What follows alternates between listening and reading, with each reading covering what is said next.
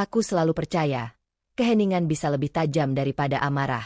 Malam itu, ketika suamiku pulang dengan aroma parfum asing menempel di bajunya, aku tahu ada yang berubah. Tapi aku tidak berteriak. Aku hanya diam, mengamati, menyusun potongan-potongan kebohongan yang perlahan terbuka sendiri. Dan ketika semuanya sudah terang, aku tidak butuh kata-kata. Aku hanya butuh bukti. Karena kadang, balasan terbaik bukanlah kemarahan, tapi keheningan yang membuat mereka bicara pada dirinya sendiri. Cerita ini adalah cerita fiksi yang diambil dari kehidupan nyata. Nama, tempat, dan cerita dibuat untuk tujuan hiburan. Mohon maaf jika ada bagian yang menyentuh pengalaman pribadi. Semoga kalian diberi keteguhan hati dan hikmah dalam setiap permasalahan. Kalau kamu suka dengan cerita ini, jangan lupa subscribe, like, dan share agar jejak Lara terus tumbuh. Tulis di komentar kalian yang menonton dari kota mana saja. Aku masih ingat jelas malam itu. Udara Jakarta lembab setelah hujan, dan aroma tanah basah menyeruak dari taman kecil di depan rumah. Aku duduk di ruang kerja, menatap layar laptop, mencoba menyelesaikan bahan kuliah yang tertunda. Suamiku, Damar, baru saja pulang. Aku mendengar suara air dari kamar mandi, kebiasaan barunya sejak beberapa bulan terakhir. Langsung mandi sebelum berbicara apapun denganku. Dulu, setiap kali ia pulang, ia akan memelukku, mencium keningku, dan bercerita tentang harinya. Sekarang, sapaan itu terasa seperti formalitas. Aku berusaha tidak berpikir buruk, tapi hatiku tahu, sesuatu sedang bergeser. Beberapa minggu terakhir, ia sering pulang larut dengan alasan rapat klien.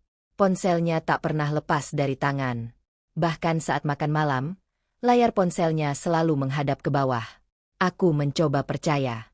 Aku tidak ingin menjadi istri yang curiga tanpa alasan.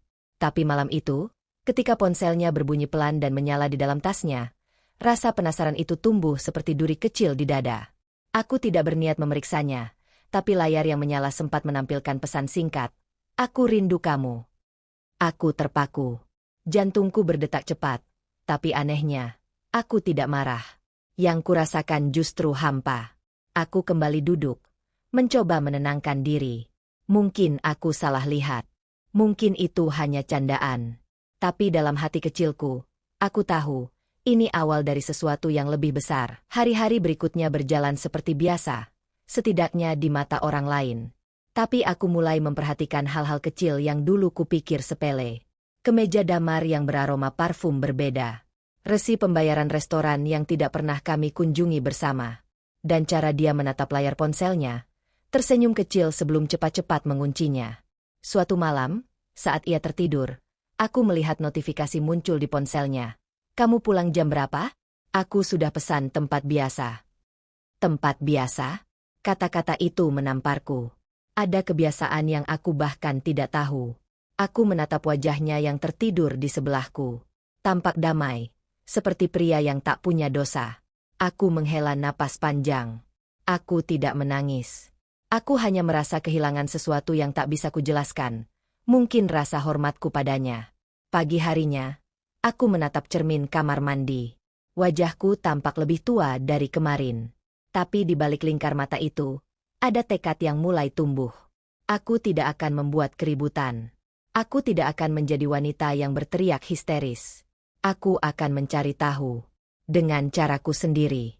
Malam berikutnya, aku mengikuti langkahnya dalam diam. Mobilku berhenti di ujung jalan ketika kulihat ia masuk ke sebuah restoran kecil di Mentari Town Square. Dari kejauhan, kulihat seorang wanita datang menghampirinya. Mereka duduk berhadapan, tertawa pelan. Aroma parfum wanita itu bahkan sampai ke arahku saat ia berjalan melewati pintu kaca. Parfum yang sama dengan yang sering menempel di kemeja suamiku. Aku menyadari satu hal, kebohongan tidak pernah bisa disembunyikan lama-lama. Sehebat apapun seseorang menutupinya, selalu ada celah kecil tempat kebenaran bisa mengintip keluar. Sejak malam aku melihat Damar di restoran itu, aku mulai menyiapkan diri. Aku tidak ingin hanya tahu, aku ingin pasti. Hari-hariku berubah.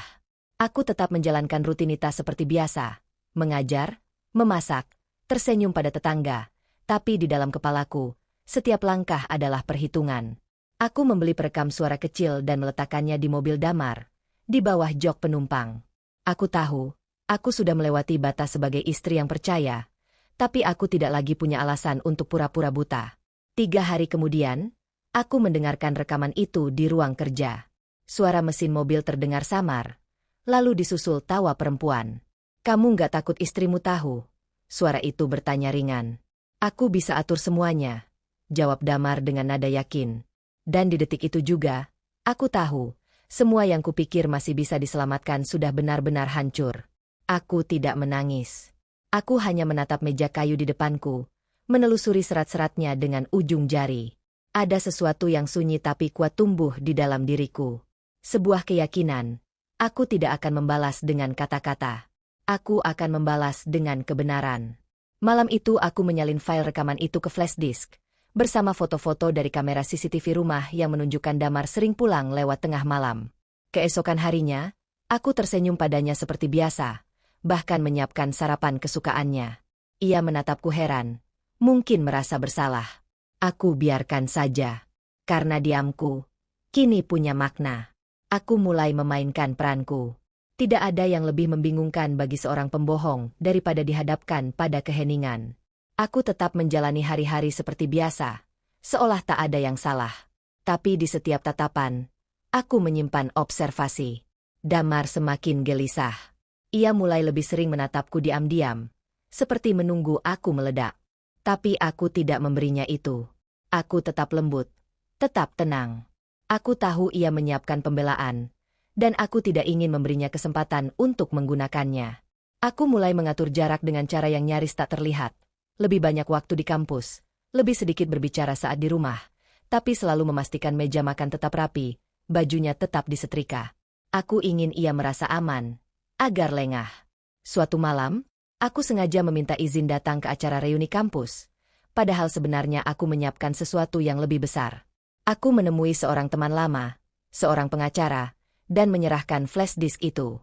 Ia menatapku lama sebelum berkata, "Kamu yakin ingin pakai ini?" Aku hanya mengangguk. Aku tidak mau menghancurkan hidupnya.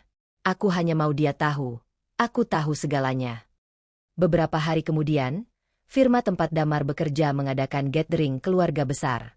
Aku datang bersama anak kami, mengenakan gaun sederhana warna krem. Di hadapan rekan-rekan kerjanya, aku tetap tersenyum lembut. Dan ketika acara hampir usai, aku menyelipkan amplop kecil ke meja sekretaris kantor suamiku. Di dalamnya, rekaman dan bukti-bukti yang cukup untuk membuat setiap orang berhenti menganggap Damar sebagai suami sempurna. Aku tidak berada di sana saat ia menyadari semuanya. Tapi aku bisa membayangkan wajahnya. Pucat, terguncang, kehilangan kata. Aku tidak perlu menyaksikan kehancurannya secara langsung. Aku hanya ingin ia merasakannya dalam diam, seperti aku dulu. Pagi itu terasa berbeda. Rumah kami masih sama, tapi udaranya berat. Damar duduk di meja makan, wajahnya tampak pucat, matanya kosong seperti kehilangan arah. Ia menatapku, lalu menunduk tanpa berani bicara. Aku tahu, ia sudah tahu. Aku menuangkan teh hangat ke cangkirnya, seperti biasa. Tanganku gemetar sedikit, tapi bukan karena marah, karena lega.